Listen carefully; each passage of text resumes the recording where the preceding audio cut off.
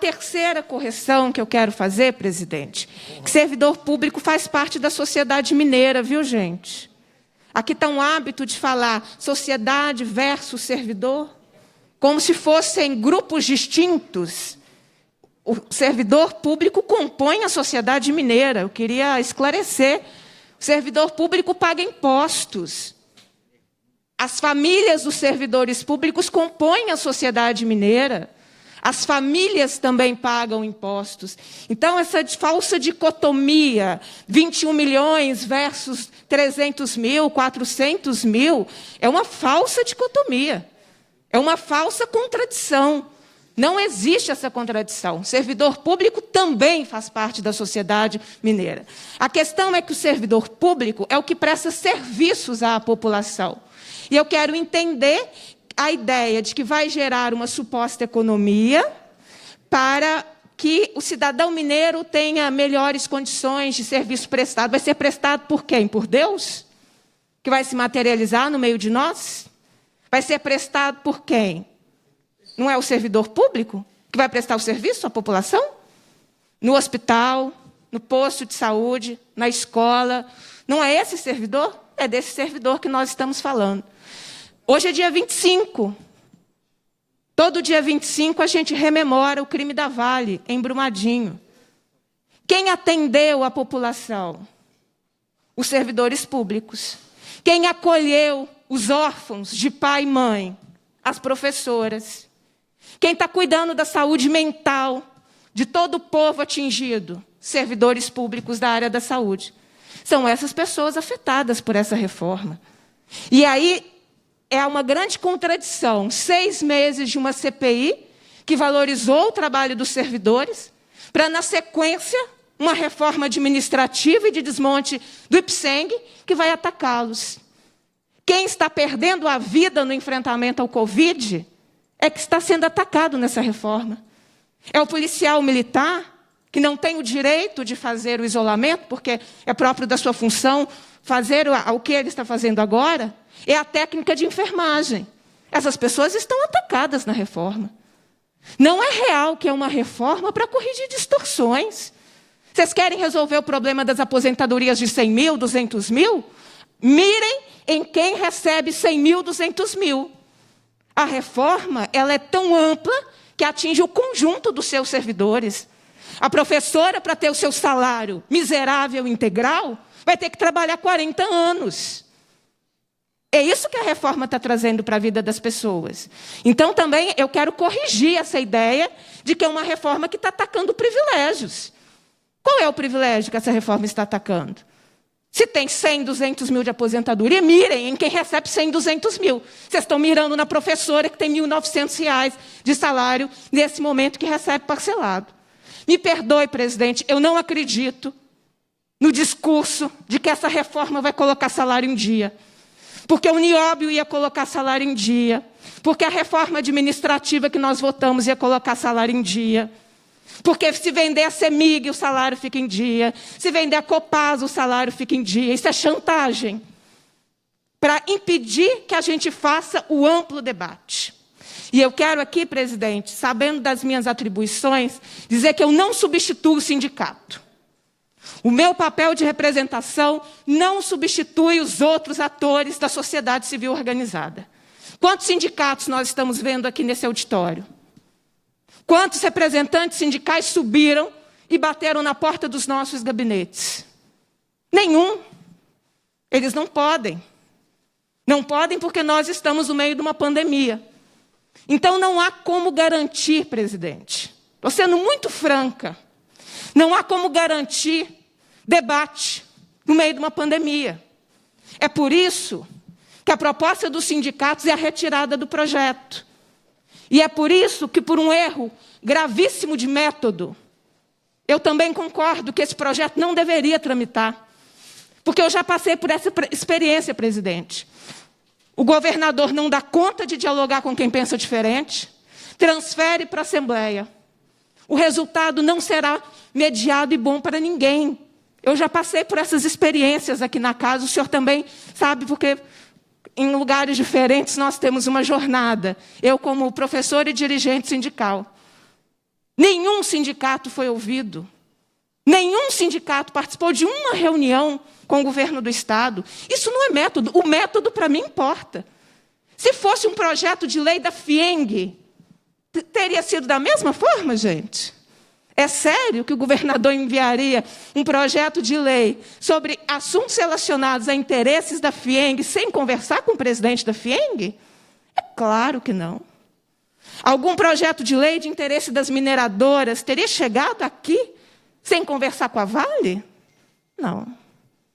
Mas sem conversar com os servidores públicos, chegou, que é o que nós estamos debatendo nesse exato momento. Usar o argumento de que os outros estados aprovaram, eles aprovaram ontem? Anteontem? Eles aprovaram no meio da pandemia a reforma da Previdência?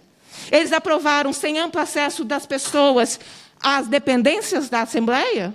Eles aprovaram sem que os servidores pudessem bater na porta dos gabinetes dos deputados para conversar? Não. Eles aprovaram em condições que o amplo debate pudesse ser feito, o que não é possível ser feito nesse momento. Então, comparar quem fez para dizer de quem não fez, quem errou o tempo político de encaminhar a proposta da Assembleia Legislativa foi o governador do Estado. E não pode servir de justificativa os que já aprovaram para que nós também façamos a aprovação. Essa reforma não combate desigualdades. Determinar que uma professora tenha que trabalhar 40 anos para ter o seu salário miserável integral não é combater desigualdade. Atingir aposentados e pensionistas não é combater desigualdade. A gente não sabe quanto recebe os servidores do Estado. Eu fiquei com essa sensação de que as pessoas não sabem qual é o vencimento básico dos servidores do Estado. Porque a apresentação do governo, lê a apresentação do governo, o governo diz que 83% do funcionalismo, 153 mil pessoas, contribuirão no máximo 14%. A miserabilidade está descrita nos números. Se 83% é até 14%, é porque o salário é baixo. Então, significa que 83% vai ter confisco no seu salário. Tem perda inflacionária, tem confisco do salário. É isso que nós estamos dizendo para quem presta serviço público à população? Nós não estamos combatendo quem ganha 100 mil. 83% não ganha 100 mil, 200 mil de aposentadoria. Então, assim, é preciso a gente corrigir as informações. O melhor método para isso era que aqui tivesse cheio. Ó. É que as pessoas tivessem o direito do microfone. Para que está mexendo no IPSENG? Que é um patrimônio dos servidores. Qual que é o sentido de mexer no IPSENG? Como é que uma reforma que cria fundo, mexe no IPSENG, tira patrimônio do IPSENG, mexe no tempo de aposentadoria das pessoas, mexe em regra de pensão, como é que isso vai tramitar na Assembleia sem participação popular? Participação remota não é participação popular. Nós fizemos no parlamento um pacto de manter os trabalhos dessa casa no momento da pandemia. Nosso pacto não foi para isso. Nosso pacto não foi para votar isso aqui. Nosso pacto não foi para votar alguma coisa excluindo as pessoas do debate. Tanto é que as nossas pautas são só pautas consensuadas. Não tem consenso nessa pauta. Não tem consenso nessa pauta. E é por isso que eu sou defensora, e vou finalizando. O governador tem que aprender a conversar com os grupos sociais que representam a sociedade. Sindicatos representam grupos sociais. Ele não tem o direito de se negar a conversar. Por isso que eu acho que ele deveria pegar essa reforma, deveria ter a tranquilidade de escutar as entidades sindicais. Como é que um governo manda uma proposta que não conversa com ninguém, gente? Que não escutou ninguém, presidente? Transferindo para a Assembleia toda a responsabilidade, o governo não conversa com seus trabalhadores? É essa a dinâmica? Deveria pegar essa proposta, deveria agendar a reunião com os sindicatos, devia ter a paciência política da construção, esgotado lá, com construído lá, trouxesse para a Assembleia Legislativa, não o inverso. Eu me posiciono contra essa reforma. É um desrespeito ao método que o governador utilizou. Isso era um desrespeito à ausência de participação popular, um conteúdo de tamanha complexidade, alguém achar que é possível votar remotamente. Não é a mesma coisa quando eu faço uma intervenção remota da atuação no plenário. É sim aproveitar de uma pandemia, do momento que as pessoas não podem se reunir, porque a aglomeração possibilita a contaminação. É aproveitar da pandemia para aprovar algo que, em condições políticas normais, não se aprovaria no parlamento. O governador não moveu um dedo para conversar com as categorias profissionais, categorias, muitas delas, que têm vencimento básico inferior a salário mínimo. A gente precisa conhecer mais a realidade antes de falar dela. Nós estamos achando que todo mundo ganha 100 mil, 200 mil. A realidade do serviço público é a realidade de quem ganha salário mínimo aqui no estado de Minas Gerais. Então, portanto, presidente, essas são as minhas contribuições, presidente. A última vez que eu vi um projeto chegar a essa casa, sem diálogo, saiu daqui retirando direitos fundamentais da educação. E nós nunca nos recuperamos do subsídio. Nunca nos recuperamos. E acho que, na verdade, essa reforma amplia o que a educação perdeu lá atrás para os outros setores. Então, não há mediação possível nesse processo. Eu não vou ser partícipe de confisco de salário, de retirada de direitos, de quem hoje está colocando a cara para bater, podendo perder a vida no enfrentamento ao Covid-19, porque são os servidores públicos. A este papel, não foi para isso que eu fui eleita. Eu não substituo a participação direta da população. Eu represento. E na representatividade eu estou dizendo desse posicionamento. Então, eu faço um apelo ao governador do estado. Que ele converse. Ele não pode conversar só com a FIENG, não, gente. Ele não pode conversar só com o mercado, não. A FIENG e o mercado não constituem a maioria da população. Ele tem que conversar com quem pensa diferente dele. Ele tem que aprender a fazer política com contraditório. Ele tem que conversar com os servidores públicos. E esse é o apelo que eu faço para finalizar, presidente. Porque essa reforma não é da Previdência. O que ele mandou para cá, ele não pode usar o prazo de uma portaria. Faço um apelo para que ele retire, para que ele chame as entidades sindicais e para que ele chegue num consenso com essas entidades sindicais. Porque esse é o caminho. E aqui na Comissão de Constituição e Justiça, presidente, eu deixo um requerimento que tem o seguinte conteúdo. É que seja encaminhado à Secretaria Especial da Previdência e Trabalho pedido de providências para que, em função da pandemia do Covid-19, prorrogue o prazo previsto na portaria 3.348.